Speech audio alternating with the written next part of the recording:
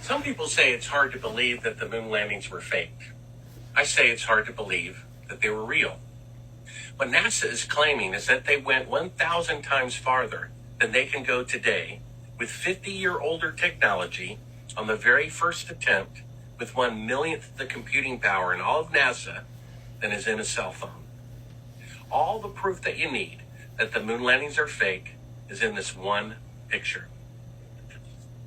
In sunlight, shadows will always run parallel with one another. This is because the sun is about 1,000,000 times bigger than the earth, and it casts shadows in the same direction over an entire continent. So you'll see in sunlight, shadows always run parallel and never intersect. Here's a picture which the federal government claims was taken on the moon. The astronaut shadow runs at 12 o'clock, and this rock, only about 5 feet away, the shadow runs at 9 o'clock. This is a 90-degree difference from objects 5 feet apart from one another. This proves that this was taken on Earth with an electrical light inside of a television studio. This is all the proof that you need that the moon landings were fake. If Toyota said that they made a car 50 years ago that could go 50,000 miles on a gallon of gasoline, and yet today their best car could only go 50 miles per gallon, or 1,000th the distance, wouldn't the fraud of the previous claim be obvious? And yet this is exactly the moon landing fraud. And yet people don't see it because of their emotional attachment to it. They're claiming they went 1,000 times farther 50 years ago than they can go today with 50-year-older technology.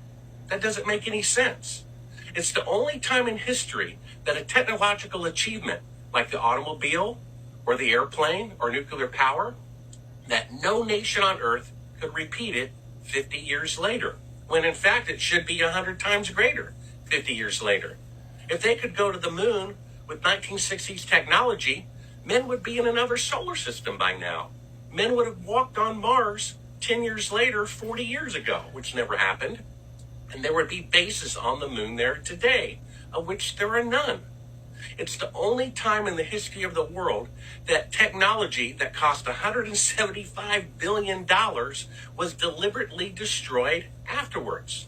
Would Bill Gates spend $175 billion to make the first computer, and then when he was done, throw it and the schematics in the trash? But that's what NASA claims that they did.